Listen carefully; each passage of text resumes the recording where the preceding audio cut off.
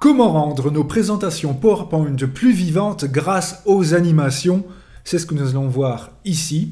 Alors il faut savoir tout d'abord que chaque objet dans PowerPoint peut être animé. Par objet, j'entends les zones de texte, images, formes, icônes et bien d'autres. Mon objectif ici, c'est de faire apparaître mon image, apparaître ma forme et ensuite faire disparaître ma zone de texte avec le titre. On va d'abord cliquer donc sur le premier objet, le soleil. Je vais ensuite dans l'onglet Animation et là je vois que j'ai plusieurs animations disponibles, mais je vous conseille toujours de cliquer sur le petit bouton en bas à droite dans Autres pour avoir plus de choix et pour voir les différentes catégories. Nous avons tout d'abord la catégorie animation d'entrée ou d'apparition. Là c'est très simple, l'objet n'est pas présent au départ sur la diapositive mais apparaît ensuite. Je vais passer à la troisième catégorie qui est le contraire, animation de sortie ou de disparition. L'objet est présent au départ sur la diapositive et puis disparaît. La deuxième catégorie, ce sont les animations d'accentuation ou d'emphase selon la version d'Office que vous utilisez. Là, l'objet est présent au départ, est toujours présent à la fin, mais subit une modification, un changement.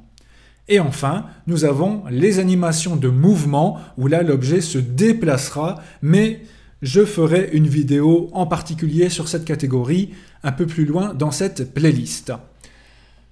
On va donc commencer avec les animations d'entrée ou d'apparition pour notre soleil. Je vais par exemple choisir entrée brusque, voilà directement le résultat. On a d'autres choix, comme ceci, pourquoi pas ceci aussi, cela...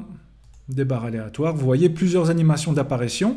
Si celles-ci ne vous plaisent pas, vous avez toujours d'autres options dans autres effets d'entrée, comme par exemple, on retrouve tout à fait à la fin l'animation en spirale, que nous n'avions pas tout à l'heure, le boomerang, ou encore la toupie.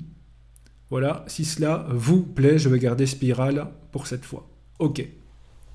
Comment voir si on a bien assigné une animation à un objet? Vous voyez que le petit 1 apparaît ici. Ensuite, je vais prendre mon nuage, une autre animation d'apparition, par exemple rebondir, voilà, ce sera parfait. Et ensuite, comme je vous ai dit tout à l'heure, mon but est de faire disparaître le titre qui est bien présent au départ, mais qui disparaîtra ensuite. Et donc là, je vais aller dans la troisième catégorie, sortie, et par exemple prendre ceci. Voilà. On teste cela en plein écran grâce à l'aperçu. Le petit bouton ici, par exemple, diaporama en bas à droite. Donc voilà ce que l'on a au départ. Je clique une première fois, le soleil apparaît. Je clique une deuxième fois, le nuage apparaît. Je clique une troisième fois, le titre disparaît comme je l'ai demandé. Tout va bien. Et comme vous pouvez le voir, petit 1, petit 2, petit 3 qui vous indiquent dans quel ordre vont se faire les animations. Alors ensuite, deuxième cas. J'ai trois objets ici, mais cette fois, je veux les faire apparaître en même temps. Alors, je clique sur le premier objet, je choisis une animation d'apparition, le deuxième, une autre animation d'apparition, le troisième, encore une autre animation d'apparition. Et là alors, au lieu de choisir démarrage au clic, je vais modifier cela. Alors, comment faire ? Donc le premier reste le premier, je vais cliquer sur le deuxième. Et au deuxième, je vais lui dire démarrage avec la précédente. Et remarquez, tout à l'heure le petit 2, maintenant il est devenu petit 1 comme le premier puisqu'ils apparaîtront en même temps. On s'occupe de notre troisième objet, je clique dessus, je mets aussi démarrage avec la précédente, petit 1, petit 1, petit 1. On va tester cela en plein écran, aperçu. Je clique une seule fois, et les trois objets apparaissent en même temps, comme vous pouvez le voir, avec des animations différentes, bien sûr, puisque je les ai choisis ainsi. Donc ça peut être très intéressant pour faire apparaître plusieurs objets, et ce, en même temps.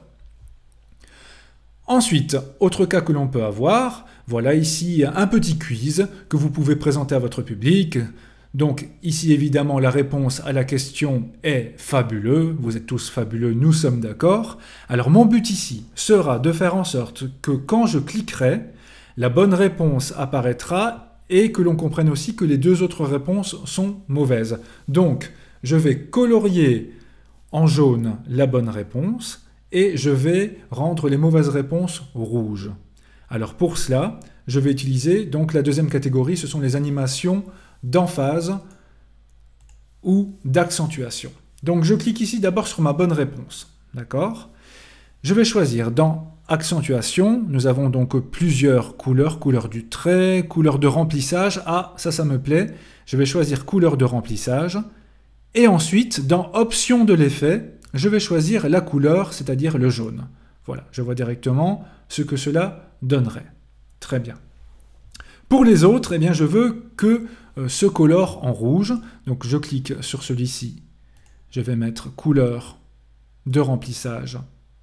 Et ce sera donc bien le rouge. Même chose pour celui-ci. Couleur de remplissage. Et ce sera bien le rouge aussi. Je n'oublie pas, pour que les trois apparaissent en même temps, eh bien, de bien choisir démarrage avec la précédente. Même chose pour lui, démarrage avec la précédente. Voilà, 1, 1, 1. On va tester cela en plein écran. Donc voilà, vous proposez une question et plusieurs réponses à votre public. Le public essaye de répondre. Et ensuite, je vais cliquer pour afficher les bonnes et mauvaises réponses. Et voilà, comme vous pouvez le voir, à quoi servent les animations de ce type. Donc les objets sont toujours présents, mais subissent une modification. Et ainsi, je pense que cela vous permettra de bien comprendre comment cela fonctionne. Voilà donc pour les animations de base. Donc comme vous l'avez compris aussi, selon les animations, selon ce que l'on choisit, on peut avoir des options d'effets. N'hésitez pas à aller les voir. Cela permet par exemple, voilà pour celui-ci, j'avais choisi une animation apparition forme. Dans option de l'effet, je peux choisir losange, plus, boîte, cercle. Si je choisis losange, vous voyez qu'il apparaît en losange, tandis que si j'avais choisi par exemple boîte, vous voyez que c'est beaucoup plus carré, rectangulaire. Donc n'hésitez jamais à voir quand le bouton option de l'effet est allumé, cela vous permet d'avoir d'autres effets d'animation encore, et cela peut rendre votre présentation d'autant plus originale. Voilà, n'hésitez pas à aller voir les autres vidéos qui arrivent sur cette playlist sur les animations pour encore les rendre meilleures.